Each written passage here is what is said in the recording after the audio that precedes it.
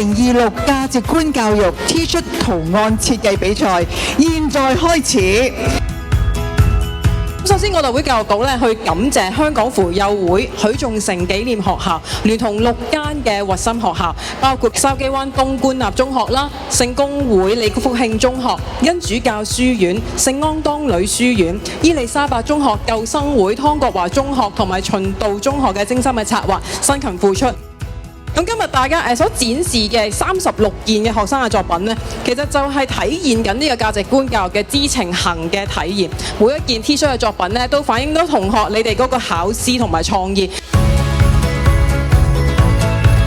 T 恤裏邊呢，都傳遞咗我哋12個唔同嘅首要培育嘅價值觀。咁將呢個價值觀教育呢，點樣可以做到實體化同埋生活化？